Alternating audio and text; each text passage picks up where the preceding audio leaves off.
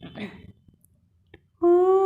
हैतुकीं प्रेमघनदिव्यमूर्तिम्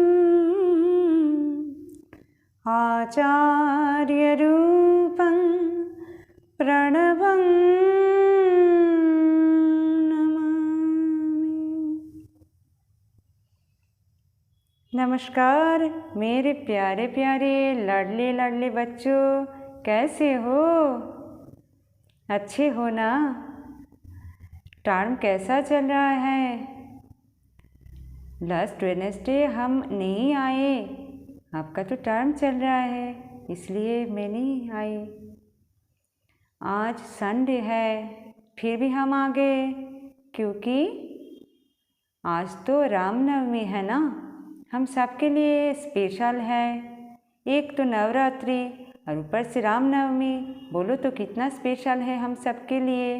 इसलिए हम आपके साथ राम के जन्म के बारे में और राम जी के जीवन के बारे में बातें करने आ गए। तो बच्चों, और इस विशेष तिथि में हम आपके लिए एक उपहार लेकर आए, गिफ्ट लेकर आए, तोहफा लेकर आए। अंदाज़ा लगाओ तो क्या हो सकता है? चलो हम ही बता देते हैं। आज हम आपके लिए जो तोहफा लेकर आए वो है स्टोरी टाइम विथ मामुनी। सोच रहे हो ना क्या है ये? चौंक गए ना? अरे ये YouTube चैनल है, ये मेरे प्यारे बच्चों के लिए है, मेरे लाडले बच्चों के लिए है, आप लोगों के लिए ही है, हमने बनाया है। इसमें आप जितनी ही कहानियाँ हम आपको सुनाए सब जब चाहो जहाँ चाहो सुन सकते हो। ये पहले जो हमने बताया ना, बुद्धों की कहानी और ध्रुव की कहानी, प्रहलाद की कहानी, सब आप सुन पाओगे, हम अपलोड कर देंगे, आप सुन लेना। और आज राम जी के बारे में बताएंगे, तो बच्चों एंजॉय करो और मेरे साथ आज राम जी की कहानी सुनो। आप खुशी रहो तो हम भी खुश होंगे। तो पहले हमारे साथ हाथ जोड़ो। राम जी के लिए एक मंत्र बोले, प्रणाम मंत्र। रामाय रामचंद्राय रामभद्राय वेधसे रघुनाथाय नाथाय सीताया पतये नमः। जय श्री राम जी की, जय जगदम्बे की।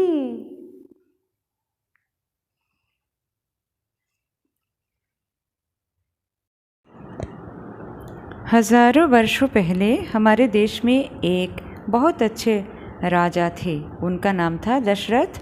वे अयोध्या में रहते थे। राजा तो थे बहुत अच्छे, पर उनके मन में सुख नहीं था, क्योंकि उनको पिता कहकर पुकारने वाला कोई बेटा नहीं था, यानी कि पुत्र। एक दिन एक ऋषि ने राजा को कहा, राजा आप पुत्रेष्टि यज्ञ करो तो आपको पुत्र मिल जाएगा। राजा ने यज्ञ की आयोजन की, कई ऋषि मुनियों को बुलाया और यज्ञ में आहुति डालते हुए भगवान जी से प्रार्थना करने लगे, हे भगवान मुझे पुत्र प्रदान कीजिए, मुझ पर प्रसन्न हुए, मुझे पुत्र प्रदान कीजिए। अचानक एक चमत्कार हो गया बच्चों। सबके आँखों के सामने यज्ञ की आग में से एक अति सुंदर देवता प्रकट हुए। उनके हाथ में एक सोने की कटोरी थी। उस कटोरी में बहुत ही स्वादिष्ट और खीर रखा हुआ था।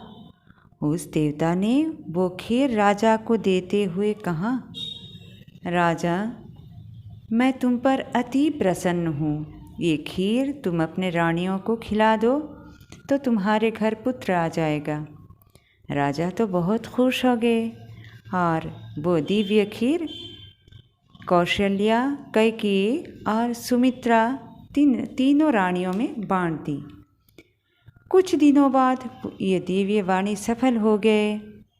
बड़ी रानी कौशल्या के गोद में राम, कैकेयी के गोद में भरत और रानी सुमित्रा के गोद में लक्ष्मण और शत्रुघ्न का जन्म हुआ। धीरे धीरे चारों राजकुमार बड़े होने लगे। तब एक दिन राजा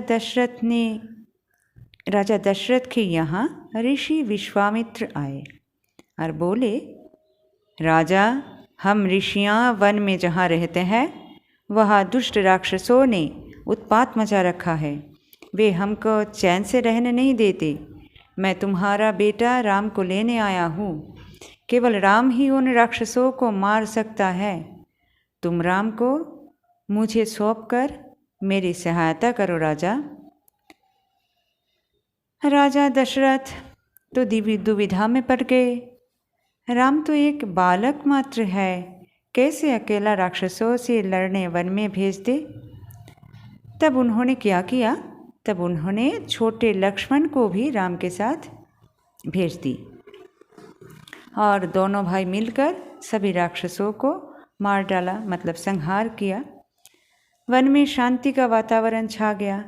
ऋषियाँ अत्यंत प्रसन्न हुए राम लक्ष्मण पर। अब ऋषि विश्वामित्र राम को लेकर गौतम मुनि के आश्रम आए। वहाँ कई वर्षों से एक पत्थर भगवान राम की कृपा पाने के लिए तरस रहा था। बच्चों, ये पत्थर कोई ऐसा वैसा पत्थर नहीं था। वे एक माता थी, माता अहल्या। श्राप के कारण पत्थर बन गई थी। ऋषि विश्वामित्र ने राम को कहा, राम, तुम इस पत्थर पर अपना पैर रखो और चमत्कार देखो। राम जी ने जैसे ही उस पत्थर पर अपने पैर रखे, अरे बच्चों, चमत्कार हो गया। पत्थर नारी बन गई। माता अहल्या श्राप से मुक्त हो गई। अब ऋषि विश्वामित्र राम को लेकर मिथिला आए। वहाँ राजा जनक की कन्या सीता माता के साथ राम जी का विवाह हो गया। राम जी सीता माता को लेकर अयोध्या आए। राज्य में सभी लोग बहुत खुश हो गए। पिता दशरथ राम को राजा बनाने को सोच रहे थे। चारों ओर खुशी का ही माहौल था, पर एक दुष्ट दासी, मतलब सर्वेंट मंथरा को ये पसंद नहीं था। उसने षड्यंत्र की और मझली रानी कैकेयी से कहा, कैकेयी, अगर राम राजा बन जाए तो तुम्हें इस राज्य से निकाल देगा। बेहतर यही होगा कि तुम ही अपने राम को वन में भेज दो। कैकेयी ने ऐसा ही किया। राम को 14 वर्ष के लिए वन में भेज दिया। राम तो वन में चले गए और राम के साथ सीता माता और लक्ष्मण भी गए। तब क्या हुआ बच्चों? वन में एक दिन जब राम और लक्ष्मण दोनों भाई खाने के लिए फल सब्जियां लाने गए, तब अचानक रावण नाम का एक दुष्ट राक्षस वहाँ आया और सीता माता को चुराकर उठाकर लंका ले गया। राम जी यहाँ वहाँ ढूंढते ढूंढते लंका में आ पहुँचे। बहुत क्रोध में थे। रावण के साथ घमासान युद्ध हुआ और अंत में राम ने दुष्ट रावण को मार दिया, संहार कर दिया। हम दशहरा में आपको ये कहानी सुनाएंगे। अब राम जी सीता माता को लेकर फिर अयोध्या लौट आए और राजा बन गए। सब लोग खुश हो गए। बच्चों, ये है भगवान राम जी की कहानी। राम जी के हाथ में है तीर और धनुष। इससे वो दुष्ट पाखंडियों को दंड देते हैं और हमें रक्षा करते हैं। अगर आप लोग भगवान राम जी की पूजा करोगे तो भगवान राम जी आपको भी रक्षा करेंगे।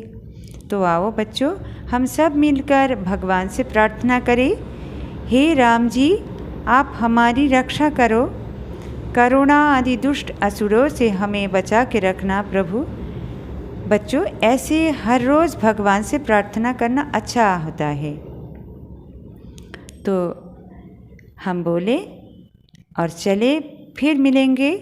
बोलो मेरे साथ, हे राम